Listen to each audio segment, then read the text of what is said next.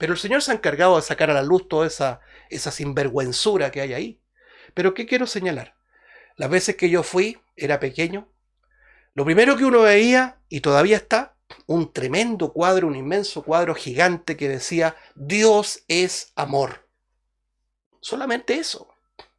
Yo me acuerdo del solemne llamado, la solemne advertencia de la Escritura, cuando dice, ay del que censurare la palabra, cuando dice, ay del que añadiere o el que quitare la palabra de esta profecía. Nosotros tenemos que predicar todo el consejo de Dios. Dios no solamente es amor, hermanos. Ciertamente es amor, pero no solamente es amor. Dios es fuego consumidor. Dios es amor, pero también Dios es justo. Dios no pasará por alto el pecado. Ha sido lento para la ira. Ya lo leímos ahí en segunda de Pedro capítulo 3. Porque Dios es paciente para ¿quiénes? Para con nosotros, dice. Porque no quiere que ninguno perezca. ¿Quiénes? Nosotros, los creyentes, su pueblo, los remanentes. Pero Él va a castigar al mundo. Él va a castigar a todos los que se han revelado a través de toda la historia en ese tiempo de juicio terrible. Ay, ay, ay, dice el ángel. Porque estos 21 juicios son muestras de la ira santa de Dios. 7 sellos, 7 trompetas y 7 copas de la ira de Dios. 21 juicios, hermanos, que van a caer al planeta.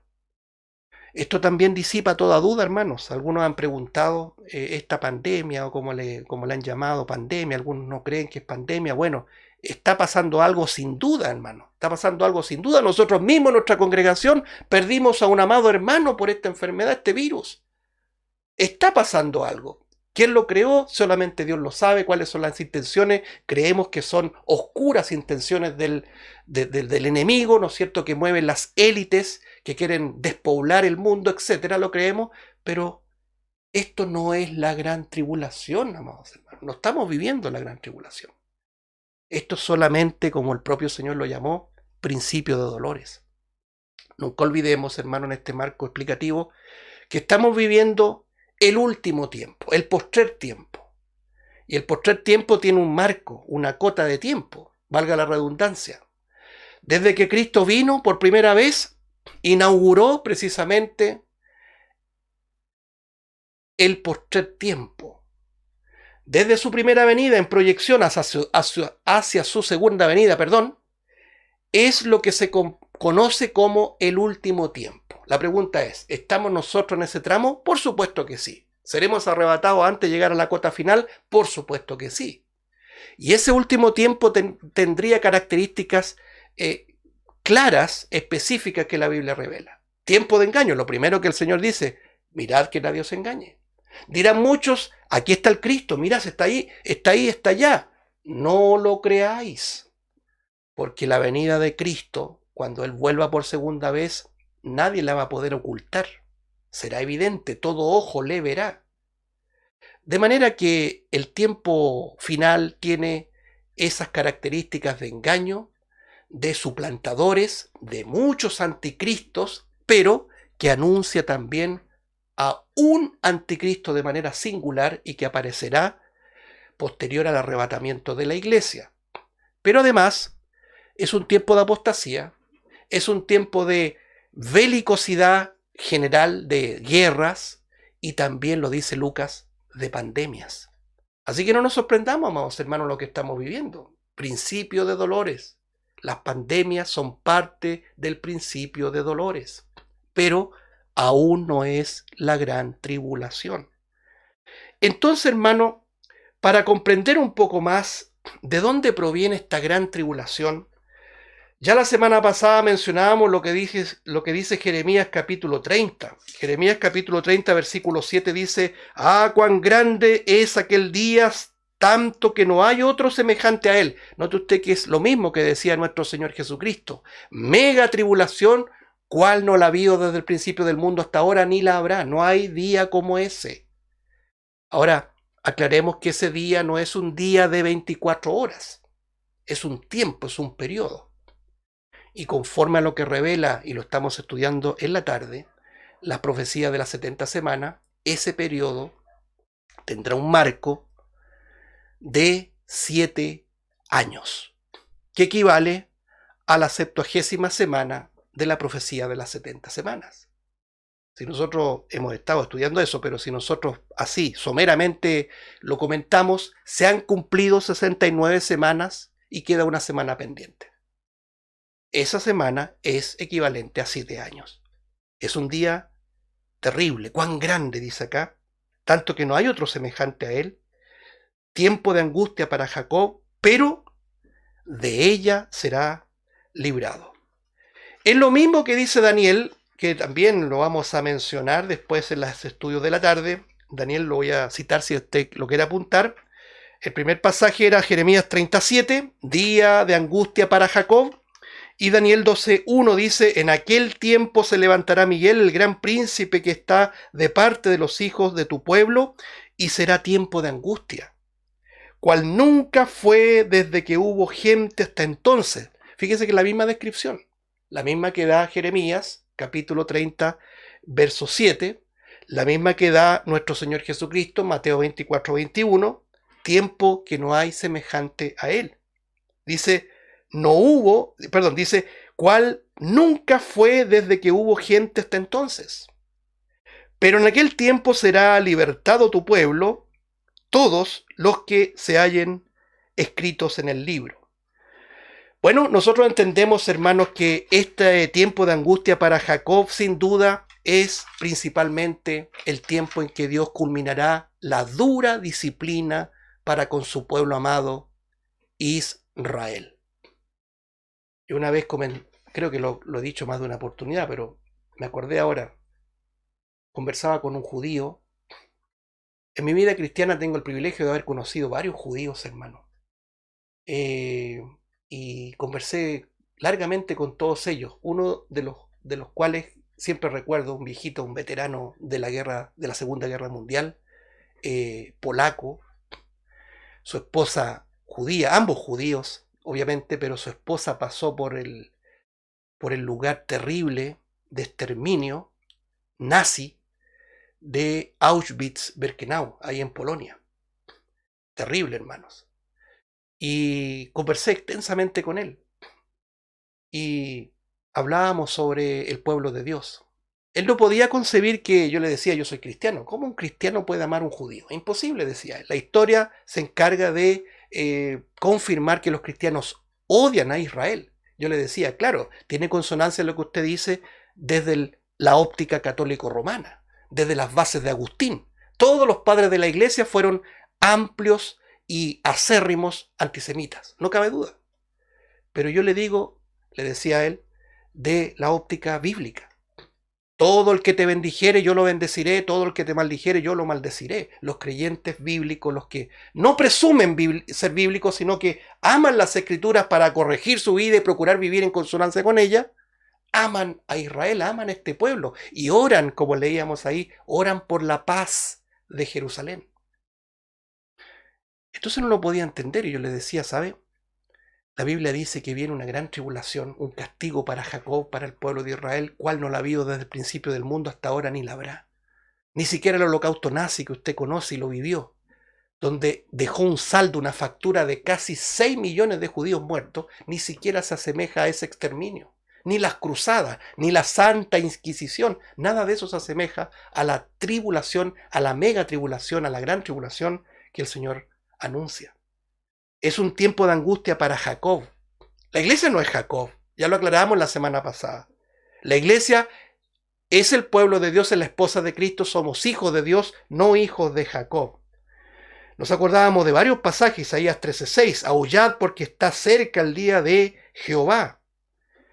Joel capítulo 1 al 15, Joel 1:15, ay del día porque cercano está el día de Jehová. Día de Jehová terrible para los moradores de la tierra. El día de Jehová es el valle de la decisión, cercano está el día. Abdía 1:15, porque cercano está el día de Jehová sobre las naciones.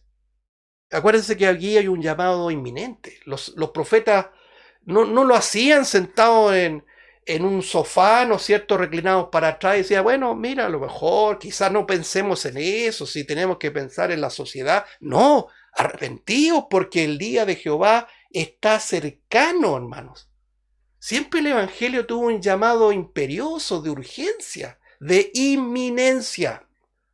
Cuando Cristo comenzó a predicar Mateo 4, no fue una predicación como hoy día se plantea. ¿Me quieres aceptar? ¿Quieres tener la solución a tus problemas? Dios te ama y tiene planes con tu vida. Ese no es el Evangelio, amados hermanos. El Evangelio de nuestro Señor Jesucristo es: arrepentíos porque el reino de los cielos se ha acercado. Un llamado inminente. No es para mañana, es para hoy. Ahí nosotros tenemos 2 Corintios 6 cuando dice: he aquí ahora el día de salvación. He aquí ahora. No mañana, no pasado, es ahora.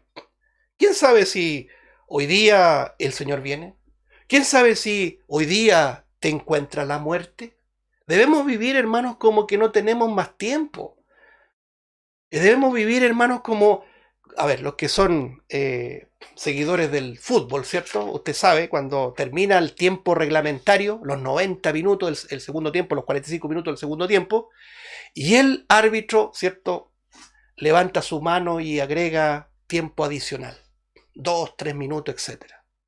Usted no sabe cuándo esos 3 minutos se cumplen y él da el pito final.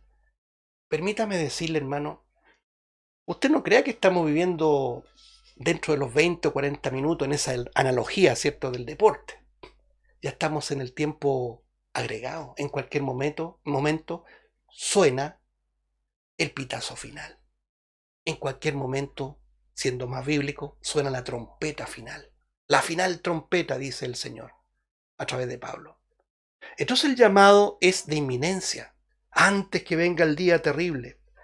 Sofonías capítulo 15, que lo leímos también la semana pasada, porque Sofonías también nos habla con harta descripción de lo que es el día terrible de Jehová.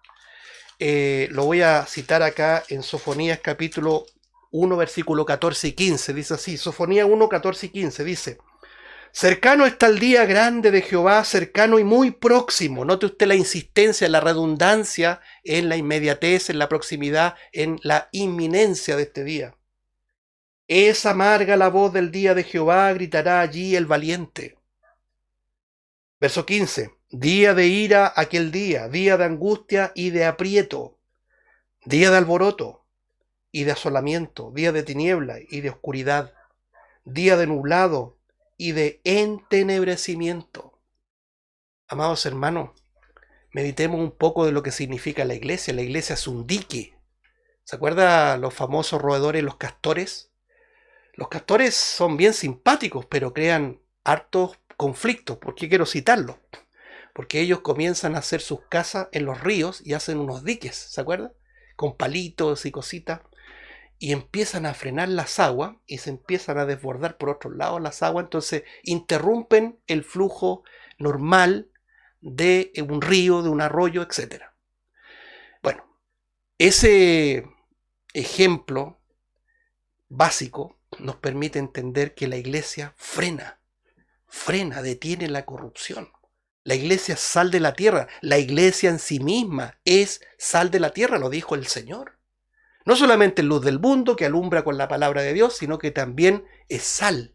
¿Por qué? ¿Qué relación tiene la sal con la corrupción? Bueno, ahí se aplica la tercera regla de interpretación. ¿Cuál es la tercera? La primera, literal; la segunda, gramatical; la tercera, histórica, cultural. En ese tiempo la sal era usada para preservar los alimentos, para preservar las carnes. En el campo, aquí mismo en Chile, todavía se usa en los lugares más rurales, donde escasea la refrigeración, un aparato refrigerador. Ahí toman las carnes y las embetunan con sal para preservarlas. La sal detiene la descomposición. Bien, la iglesia es un dique, frena la corrupción. Pero imagínense posterior al arrebatamiento. La iglesia sale de aquí y por lo tanto se desatan las huestes de maldad. El misterio de iniquidad avanza con toda su artillería para que se cumplan todas las cosas que están escritas.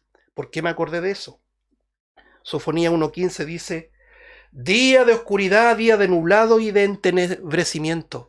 Las tinieblas, lo tenebroso de la maldad va a tomar el dominio de todo este mundo, hermanos. Va a ser terrible. Por eso uno mira a la gente incrédula y uno dice, ni se imaginan lo que viene. Esto que estamos viviendo, como se dice aquí en Chile, es una verdadera taza de leche. No hemos sido atribulados como algunos están diciendo, estamos en la gran tribulación. Claro, nos ha tocado ir al supermercado a hacer una cola larga, pero nada más que eso, hermano. En ese tiempo habrá escasez, habrá hambre, habrá terremoto, habrá mortandad, mucha gente morirá, pandemias realmente destructoras, pestes, granizo y lo peor, las huestes de maldad posesionadas, ¿no es cierto?, y posicionadas en todos los confines de la tierra.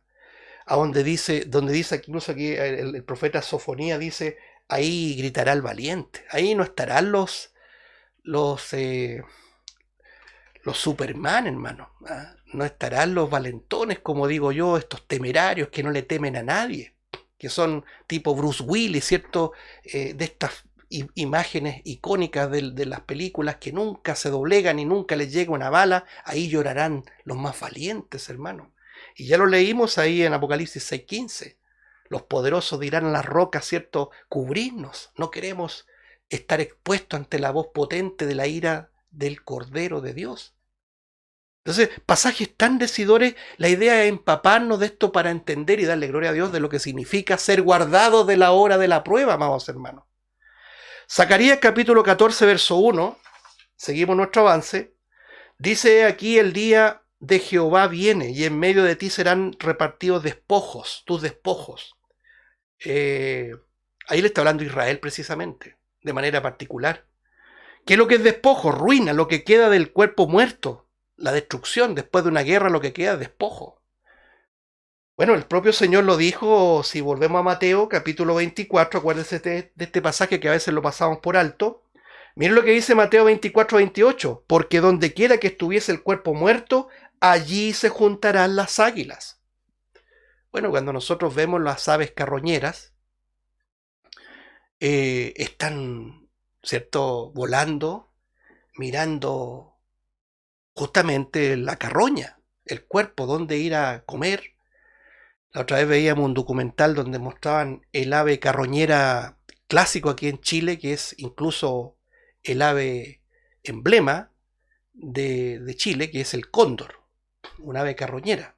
No sé si de alguna manera tipificará a todos los que han vivido de la carroña todos estos 2 siglos, por decir así, de existencia, porque es increíble, una gran poetisa chilena dijo, por algo están esos 2 elementos ahí en el escudo patrio, el carroñero y está el huemul. Bueno, ese es otro tema, pero me da que pensar. Bueno, estas aves carroñeras estarán viendo los despojos que quedará. Habrá tanta muerte, habrá tanta destrucción, tanto despojo, tanta ruina, que las aves estarán volando. El Señor dio anticipo, donde estén las aves volando, ahí está el cuerpo muerto, o al revés, ¿no es cierto? Dice, donde quiera que estuviera el cuerpo muerto, allí se juntarán las águilas. Fíjense que el Señor anticipa una tremenda situación ahí en Israel, hermanos, que esto es las cosas que sorprenden, donde Zacarías capítulo 14, versículo 1 dice, aquí el día de Jehová viene y en medio de ti serán repartidos tus despojos, pero agrega, versículo 2, porque yo reuniré a todas las naciones para combatir contra Jerusalén. Note que el soberano es el que permite todo esto. Usted dirá, quizá usted por primera vez escucha esto, ¿cómo es posible? ¿Cómo es posible que Dios permita la guerra? ¿Cómo Dios debe tener una interpretación? Bueno, la Biblia enseña, amados hermanos, y esto es muy importante, aquí no es para debatir, es para creer. Dice el Señor que Él permite la paz, pero también permite la adversidad. Tanto la guerra como los tiempos de paz son visados, son autorizados por Dios. Todo este proyecto, todo este plan, toda esta agenda está escrita, hermanos. Ninguno de nosotros la va a interrumpir. Antes de iniciar el programa, pensaba yo, hermanos, el estudio, qué importante es la lectura de la palabra de Dios. No solo la oración, hermanos. Hay muchos que dicen, no, lo importante es orar. Sí, es importante orar, pero si usted no tiene la palabra de Dios y no tiene la doctrina, ¿cómo va a orar? ¿Cómo va a pedir como conviene? ¿Cómo va a entender los tiempos? Eso se entiende a la luz de la palabra de Dios. ¿Cómo podríamos orar, hermanos, por el futuro si sabemos que esto también tiene una proyección profética? ¿Cómo podríamos orar? Oremos para que Chile sea para Cristo, el mundo sea para Cristo, cuando la Biblia no avala esa postura, aunque noble y sincera, está sinceramente equivocada. Nosotros, amados hermanos, tenemos que aferrarnos de la profecía. Aquí el Señor dice a través del profeta Zacarías, 500 años antes de Cristo, que Él reunirá a todas las naciones para combatir contra Jerusalén. ¿Cuándo se cumplirá eso? Los amilenaristas dicen que ya se cumplió. Hasta lo que sabemos, no todas las naciones se juntaron en Jerusalén. Fue solamente las legiones romanas. Lo estamos estudiando. Todas las naciones son todas las que van a acosar a Israel en el futuro, amados hermanos. Quizás en la tardecita puede usted darse una vuelta por un mapa y vea dónde está Jerusalén en el mapa. ¿Dónde está Israel y específicamente Jerusalén? Rodeado, amados hermanos, rodeado de los que odian a Israel. Estuvimos estudiando las consecuencias de Abraham por haber transitado en la voluntad permisiva de Dios, de haber tenido una relación marital con la sierva egipcia Agar, ¿cierto? Por no haber esperado la promesa del cumplimiento de su hijo de la promesa que era Isaac, y de esa relación vino un tal Ismael, que es el padre de todos los árabes. Y todos los árabes son los que no aman a Israel, sino que odian a Israel. Entonces uno ve a Israel rodeado de los libaneses, ¿no es cierto? Ahí mismo adentro están los filisteos o actuales palestinos, más arriba los libaneses, por el otro lado los sirios, ¿cierto? Egipto, ¿para qué decir? Y vaya viendo todos los pueblos que eran antes países, por decir así, o regiones de la antigua Unión de Repúblicas Socialistas Soviéticas, la URSS, ¿se acuerdan? Ahora ya no existe la URSS, existe Rusia y se independizaron todas esas localidades como Uzbekistán, Kazajistán, ¿se acuerdan? Todos son musulmanes, todos odian a Israel. Israel está rodeado de enemigos, sin duda, hermano, y las profecías de Ezequiel lo ratifican, vendrá una invasión terrible, de acuerdo a lo que vemos acá, un terrible tiempo de angustia para Israel. Pero como decía Jeremías 37, pero de ella será librado. Nunca olvide, hermanos, cuando el Señor vuelva por segunda vez, previo a aquello, Israel estará siendo pronto acusado a tal punto de ser echado a la mar, destruido completamente, hermano, arrasado por las naciones. Y cuando esté en ese aprieto, irrumpe gloriosamente el Mesías prometido. Y ahí por primera vez y de manera legítima, el pueblo de Dios dirá: bendito el que viene en el nombre del Señor. Tiempo de angustia para Jacob. Hechos capítulo 2, versículo 20. ¿Qué dice el apóstol Pedro en el marco de el día de Pentecostés? ¿Se acuerda? Hablándole a judíos. El sol se convertirá en tinieblas y la luna en sangre antes que venga el día del Señor grande y manifiesto. Acuérdense que Pedro está citando la escritura en Joel. Ya leíamos Joel. Joel lo leíamos en el capítulo 1, verso 15, capítulo 2, verso 1, capítulo 3, verso 14 y 15, al 16 también, donde todo es un contenido de eventos, de acontecimientos, no solamente en la tierra, sino que también las potencias de los cielos serán conmovidas. Fíjese que todo lo que es la creación será conmovida en este tiempo, el día terrible de juicio, de lamento, nublado, dice, de Jehová.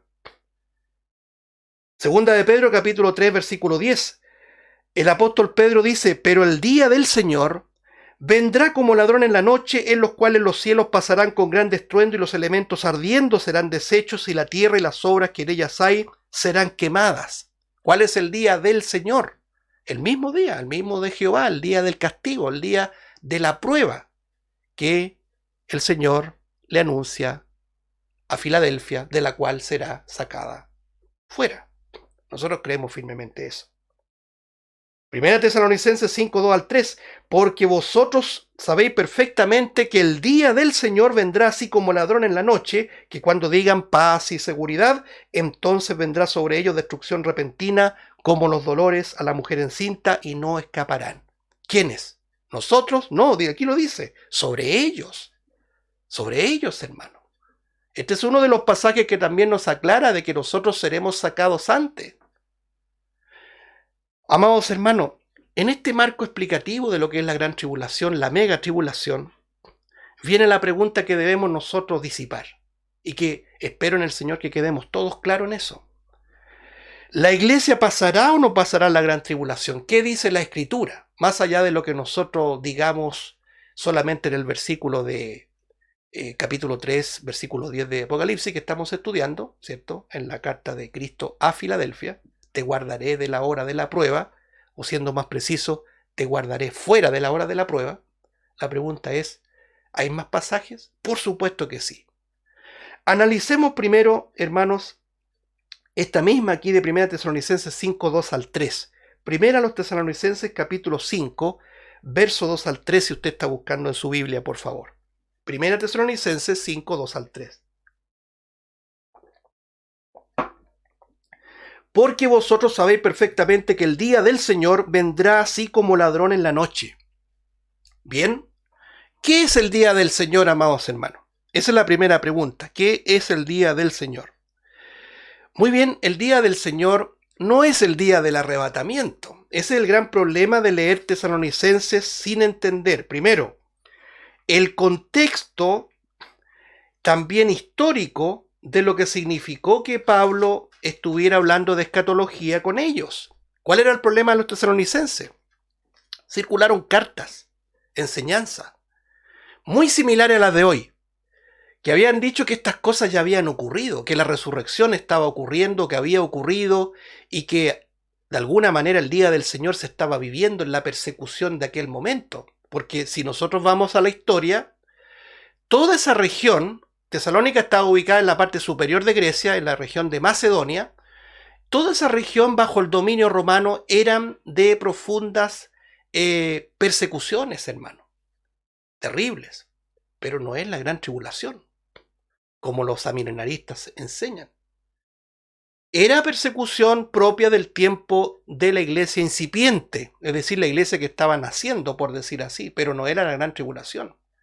Y fíjense que el apóstol Pablo le enseñaba a los tesalonicenses, dice en Hechos 7, que se quedó prácticamente 3 semanas enseñándoles todas las cosas. 3 semanas estuvo con ellos, habla de días de reposo, 3 días de reposo, es decir, 3 sábados podríamos decir, desde el ocaso del viernes para nosotros el sábado es el día de reposo, y ahí estuvo 3 semanas enseñándoles las escrituras, evidentemente todo el consejo de Dios, ¿cierto? Y todo involucra sin duda la escatología.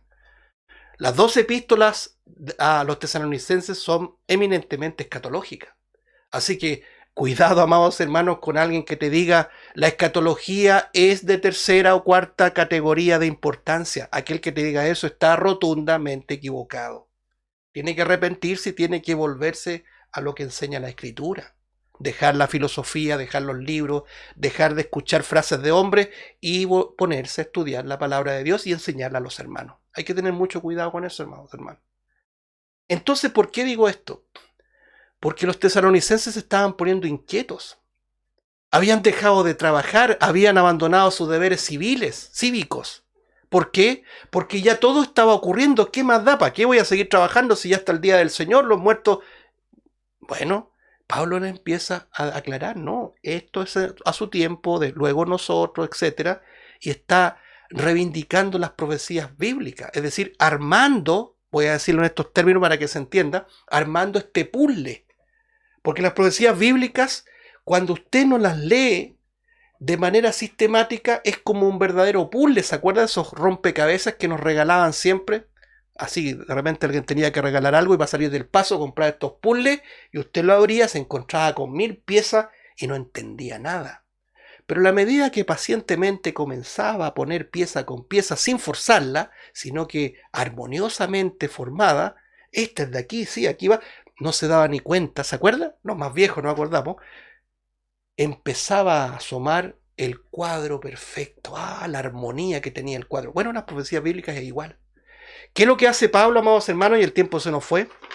La próxima semana me comprometo sí a terminar este punto, si el Señor no ha venido antes. Pablo comienza a ordenar la secuencia escatológica y comienza a decir que nosotros no estamos en tinieblas para que el día del Señor nos encuentre, porque nosotros no vamos a estar en el día del Señor. Nosotros vamos a ser arrebatados antes, aquí lo enseña, antes del día del Señor. Entonces, el texto y contexto lo ratifica, lo aclara y además, amados hermanos, nos disipa toda duda de que nosotros como iglesia de Cristo, como esposa, como doncella, imagínense, Él murió por nosotros, nos santificó para tener un vestido impecable, blanco, de lino resplandeciente, sin arrugas, sin mancha ni cosa semejante. El Señor ciertamente no nos va a dejar en un tiempo de angustia, sino que nos va a venir a sacar antes para morar, ¿no es cierto?, para llevarnos a morar a esas moradas, valga la redundancia, celestial, que Él ahora mismo está preparando para nosotros. Que el Señor bendiga su palabra. Vamos a orar. Padre Celestial, te damos muchas gracias una vez más en este tiempo por este nuevo estudio que tú nos permites desarrollar. Gracias, Padre, por tu Santo Espíritu, porque también nos da el interés por abrir tu palabra, porque también nos da el denuedo para presentar tu palabra, no como una teoría, como una religión, sino sería solamente pasto seco, sino que los pastos verdes, nutritivos, abundantes que necesitamos todos nosotros para alimentarnos, cual ovejas de tu prado, de tu rebaño, necesitamos de este alimento, Señor. Te agradecemos, Padre, porque nos das la claridad en tu palabra, nos empiezas a enseñar y a ordenar esta secuencia escatológica que nos ayuda a estar tranquilos, nos ayuda a vivir en santidad, a vivir a la luz de la esperanza. Gracias, Padre, porque nada de lo que ocurra en lo circunstancial podrá mover en una jota lo que significa tu plan soberano que se desarrolla y se culminará, queramos o no queramos. Ningún hombre podrá impedir lo que tú ya has establecido y determinado desde antes. Gracias, Padre, por tu gran misericordia en alcanzarnos. Gracias por habernos abierto el entendimiento sin merecerlo, Señor.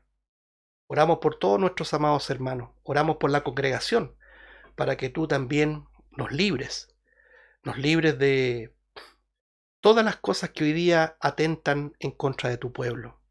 Nos libres también de la maldad que quiere destruir todos los testimonios que procuran vivir conforme a tu palabra. Padre Santo, como decía Pablo, desde dentro se levantarán lobos rapaces. Líbranos de aquellos que quieren también, en todas las iglesias locales, quieren desarticular la comunión, quieren distraer, quieren desanimar y destruir la comunión de los santos. Padre Santo, tú tienes el poder para impedirlo, pero además, danos el discernimiento para actuar oportunamente. Te lo suplicamos, Señor, sin merecerlo, en el nombre bendito del Señor Jesús. Amén.